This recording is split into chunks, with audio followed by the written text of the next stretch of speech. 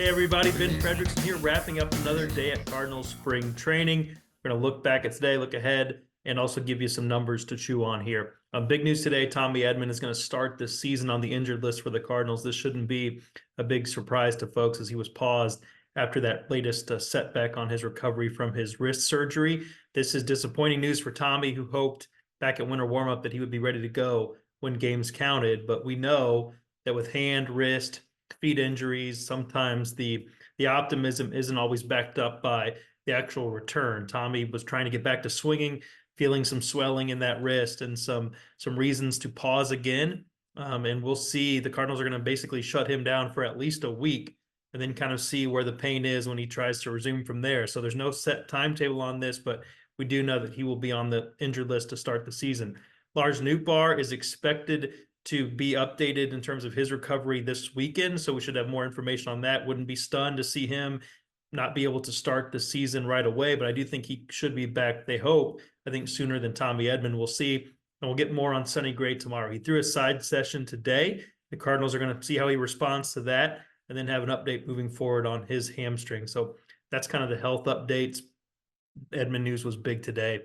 Moving forward tomorrow, you're going to hear a lot about the Cardinals' young, talented players, including Mason Wynn, who's going to be this year's starting shortstop, Victor Scott, who's making a case to be on the active opening day roster. I think the Cardinals should put him on there as they lean toward kind of prioritizing their outfield defense with Nootbaar and Edman potentially out. They're going to be in this spring breakout series that's going on. It's a Commissioner Manfred thing, so the Cardinals have put a lot of their young, talented players in it. You're going to see Thomas Saggese, who's having a great spring in that as well. You'll see Victor Scott, you'll see Tink Hence, some of the young Cardinals prospects they're excited about as the league kind of tries to showcase its young talent. So we'll have coverage of that here at stltoday.com.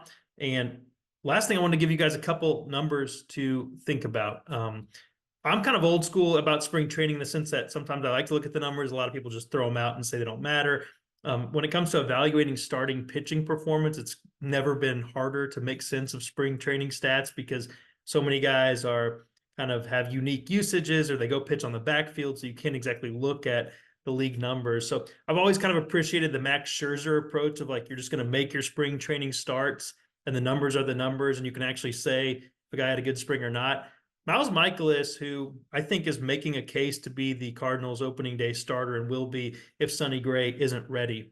I think he's having exactly the kind of spring that should remind folks that this guy's a pretty good pitcher. I caught a lot of heat this offseason for saying, hey, Miles is the number 3 pitcher, and the Cardinals should go get 2 pitchers better than him. They got one probably in Sonny Gray, but I thought Miles had a bad year last year. He knew that. And a lot of people, I think, were too quick to dismiss this guy's been too often for the Cardinals. This spring so far, he's made 3 starts. He's pitched 10 innings in Grapefruit League games. There's only like 20 pitchers in baseball who've done that. And that's not that big of a deal, but it just shows you he's actually sticking to a spring schedule. He's just making his starts out there and going and facing hitters and letting them see what they can do.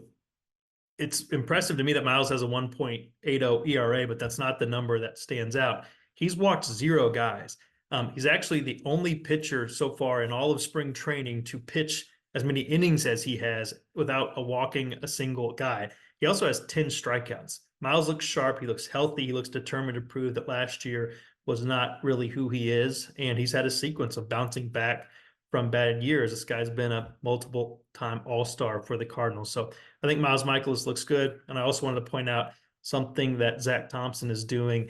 He is also really limiting the walks. He's only walked 2 guys in his 3 starts. Opponents are averaging 129 against him.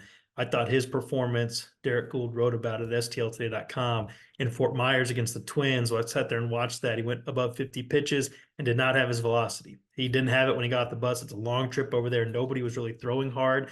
I thought the way he competed and battled has allowed only 2 earned runs this spring. He has 9 strikeouts to 2 walks. I thought Zach did more than anybody last year on the pitching side to take advantage of a lost season for the team and improve his status. I think he's carried that right into spring training, and it's been really impressive to watch, not just when he has his best stuff, but how he's competing when he maybe doesn't. And I think the Cardinals are really paying attention to that. So wanted to point out those 2 guys and tell you to keep it locked at stltoday.com for all of your Cardinals coverage, and we'll have another recap daily here until the end of camp. I'm Ben Frederickson. We'll talk to you next time.